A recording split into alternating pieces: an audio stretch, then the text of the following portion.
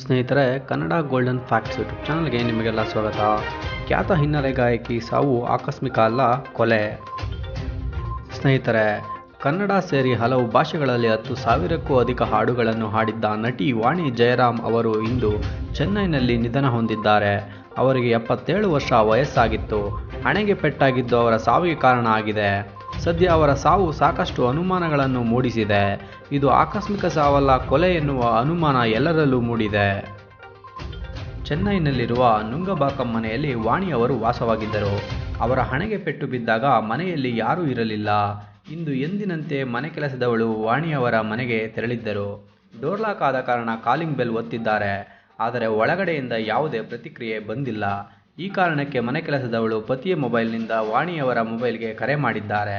ಆದರೂ ಅವರ ಕಡೆಯಿಂದ ಪ್ರತಿಕ್ರಿಯೆ ಬಂದಿಲ್ಲ. ಇದರಿಂದ ಅನುಮಾನಗೊಂಡ ಮನೆ ಕೆಲಸದವಳು ಪೊಲೀಸರಿಗೆ ಮಾಹಿತಿ ನೀಡಿದ್ದಾರೆ. ಪೊಲೀಸರು ಬಂದು ಬಾಗಿಲು ಒಡೆದಿದ್ದಾರೆ. ಅಲ್ಲಿ ವಾಣಿಯವರು ಪ್ರಜ್ಞೆ ತಪ್ಪಿ ಬಿದ್ದಿದ್ದರು. ಆಸ್ಪತ್ರೆಗೆ ಕರೆದುಕೊಂಡು ಹೋದಾಗ ವಾಣಿಯವರು ಮೃತಪಟ್ಟಿರುವುದಾಗಿ ವೈದ್ಯರು ಘೋಷಿಸಿದ್ದಾರೆ. ವಾಣಿ ಹಣೆಯ ಮೇಲೆ ದೊಡ್ಡ ಗಾಯ ಆಗಿದೆ. ಮುಖದ ಮೇಲೂ ಗಾಯಗಳು ಇವೆ. ಹೀಗಾಗಿ ಯಾರಾದರೂ ಅವರನ್ನು ಹೊಡೆದು ಸಾಯಿಸಿದ್ದಾರೆ ಎನ್ನುವ ಅನುಮಾನ ಮೂಡಿದೆ. ಸದ್ಯ ಮನೆ ಕೆಲಸದವರ ಹೇಳಿಕೆ ದಾಖಲಿಸಿಕೊಂಡ ಪೊಲೀಸರು ತನಿಖೆಯನ್ನು ಆರಂಭಿಸಿದ್ದಾರೆ. ವಾಣಿಯವರು ಬಿದ್ದಾಗ ಮುಖಕ್ಕೆ ಗಾಯ ಆಗಿರಬಹುದು ಎಂದು ಪೊಲೀಸರು ಹೇಳುತ್ತಿದ್ದಾರೆ. ಕೆಲಸದವಳು ಹೇಳುವ ಪ್ರಕಾರ ವಾಣಿಯವರು ಆರೋಗ್ಯವಾಗಿಯೇ ಇದ್ದರು.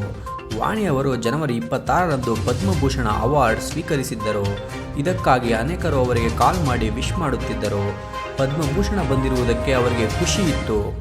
ಅನೇಕರು ಅವರಿಗೆ ಕರೆ ಮಾಡಿ ವಿಶ್ ಮಾಡುತ್ತಲೇ ಇದ್ದರು. ಇಡೀ ದಿನ ಅವರಿಗೆ ಕಾಲ್ಗಳು ಬರುತ್ತಲೇ ಇತ್ತು. ಅವರು ಒಂಟಿಯಾಗಿ ವಾಸವಾಗಿದ್ದರು ಎಂದು ಕೆಲಸದಾಕೆ ಹೇಳಿದ್ದಾರೆ. ಸದ್ಯಕ್ಕೆ ವಾಣಿ ಜಯರಾಮ್ರವರ ಸಾವಿನ ಸುತ್ತ ಹಲವು ಅನುಮಾನಗಳ ಹುತ್ತ ಮೂಡಿದೆ. ವಾಣಿ ಜಯರಾಮ್ರವರಿಗೆ 77 ವರ್ಷಗಳಾಗಿದ್ದರೂ ಅವರು ಆರೋಗ್ಯದಿಂದ ಹಾಗೂ ಲವಲವಿಕೆಯಿಂದ ಕೂಡಿದ್ದರು. ಹೀಗಿರುವಾಗ ಅವರು ಕೆಳಗೆ ಬೀಳಲು ಹೇಗೆ ಸಾಧ್ಯ, ಬಿದ್ದರೂ ಮುಖದ ಮೇಲೆ ಅಷ್ಟು ದೊಡ್ಡ ಗಾಯ ಆಗಲು ಹೇಗೆ ಸಾಧ್ಯ ಎಂದು ಪ್ರತ್ಯಕ್ಷದರ್ಶಿಗಳು ಅನುಮಾನ ವ್ಯಕ್ತಪಡಿಸಿದ್ದಾರೆ.